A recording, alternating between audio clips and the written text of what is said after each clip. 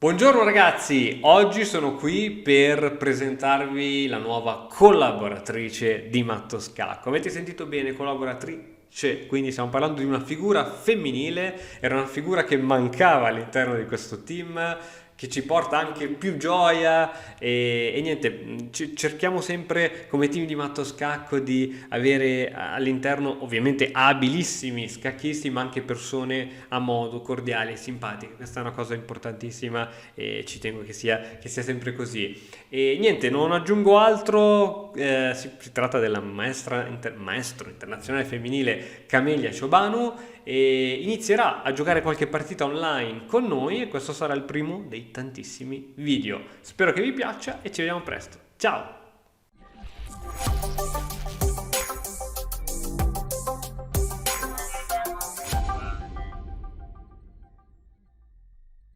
Buongiorno carissimi amici di Mato Scacco, sono la maestra internazionale Camila Ciobanu e ho appena iniziato una partita lampo su chess.com. Siamo partiti con 5 minuti ciascuno e giochiamo un bel gambetto di donna a colori opposti. Vediamo cosa succederà. Ok, quindi lui sceglie di sviluppare il suo alfiere in fianchetto. Va bene, se cattura in C5 mi lascia il centro e perché no, guarda che vado a inchiodare il suo cavallo e poi a un certo punto catturo in D4, in modo che una volta che lui riprende di pedone l'alfiere in fianchetto rimane chiuso. Ok, andiamo avanti, tempo c'è abbastanza e dobbiamo continuare a sviluppare i nostri pezzi per mettere il re al sicuro con la rocco. Oh, cavallo I5, non vuole lasciarmi assolutamente spingere il pedone là.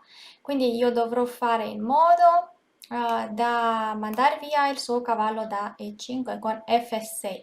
Però dovrò stare attenta perché lui minaccia cavallo prende, se io vado a F6 poi donna cattura E6 alla fine. Ok, quindi ancora non posso giocare F6 e lui vuole giocare F5. Ho un'idea, perché non portare il cavallo in fianchetto? Solo perché è abbastanza divertente farlo. Da G7 il mio cavallo difende il pedone in E6 e poi voglio giocare F6. Ho avuto un'idea così al momento. Già 13 mosse sono andate, mi lascia una casella a B4, un avamposto.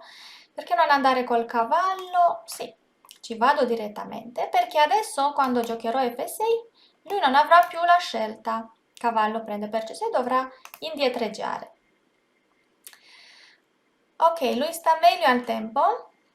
Il mio avversario viene dalla Germania ed ecco che sta spostando l'altro cavallo verso l'ala di re, però io vorrei controllare le caselle centrali, anche la sua in E4. Cavallo D3, che facciamo? Cambiamo o non cambiamo? Ah, posso catturare un pedone. Perfetto. Ok, ho guadagnato un pedone e poi dovrò anche sviluppare le torri. Devo assicurarmi che lui non potrà mai muovere il pedone da D4 in modo che il suo alfiere cattivo rimanga chiuso sulla diagonale lunga. Magari lo vorrà attivare via A3. Ho fatto esattamente quella mossa. Ok, la torre in F7 controllerà e difenderà la settima traversa e la lascio ancora sulla colonna F, difendendo anche il pedone in F6. Oh, il cavallo va sul margine. Questo non è molto bello da vedere. Vorrei giocare pedone E5. Mm, no, perché non prendere un po' di iniziativa sull'ala di re e svilupparsi qua, portare anche il cavallo più su e tentare di guadagnare un po' più di spazio. Importante che se lui cattura in D5 io riprendo di donna, perché se riprendo di pedone perdo il cavallo in F5.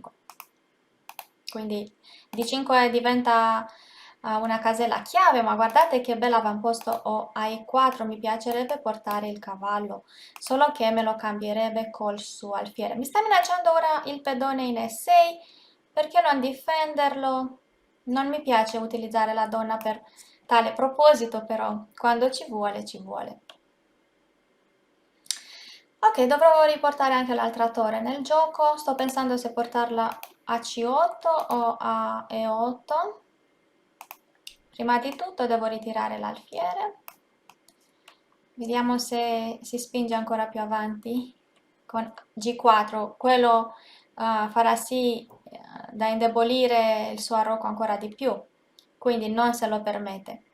Ok, vorrà sacrificare la torre in F5? Non penso. Magari lui vorrà giocare B4, ma non sembra molto buona. Dai, sviluppa anche la torre. Non penso che abbia nessuna minaccia immediata. E il tempo sta scorrendo. Mi piace la mia posizione perché ho l'alfiere buono contro l'alfiere cattivo. Ah, un'altra idea, perché non spingere il pedone là e attaccare la sua catena pedonale? Penso che è quello che farò. E dopo H5 la torre può girare ad H7 per sostenere la spinta più avanti. Ok, ancora non sta minacciando altro che donna prende F5 e torre prende E8. Magari gli conviene anche. E in questo caso perché non spostare il mio cavallo? Perché la torre non posso difenderla. Ups, dovrò tornare indietro, ma può arrivare con la donna a G6, magari non è pericoloso. Vediamo. Se lui si avvicina con la donna, catturo in C4 e dopo la mia donna cattura il pedone debole D4. Penso che a questo punto farò questo scambio in modo che lui rimanga con il pedone debole in centro, al centro. Ok, spostiamo anche la torre e così attacco di più quel pedone debole, magari riesco anche a guadagnarlo. Osservate, non può difenderlo con l'alfiere perché pedone B6 minaccia l'alfiere, deve andare via e perde il pedone. E in più mi sono dimenticata che io stavo minacciando anche quello. Ok, grazie. Adesso ho la scelta quale pedone guadagnare. E mi sembra che mi piacerebbe andare a prendere quello centrale, solo che se prendo quello in A4 avrò già un pedone libero. E non solo, rimane con la debolezza di 4 e non gli apro neanche la diagonale lunga. Però allo stesso tempo vorrei cambiare le donne. Se lo aspettava e sto minacciando anche l'altro pedone debole. Vediamo, adesso ho anche la casella E5 per il mio alfiere. Oh, questo forse lo fa perdere un altro pedone ancora. E gli sto minacciando l'alfiere e se lui prende riprendo con scacco e poi perderà l'alfiere. Quindi deve muovere l'alfiere o difenderlo e allora perde. Ancora un pedone o 4 pedoni in più, wow! Però 1 minuto e 19, quindi mi devo sbrigare. Tenterò di togliergli più caselle possibili. Adesso vorrei inchiodare il suo cavallo o fare scacco. Poi la mia torre vorrei portarla in A2, ma fa... Ok, me la minaccia. Giochiamo questo, così porto anche il cavallo nel gioco. Quando c'è poco tempo non c'è tanto da chiacchierare, vero?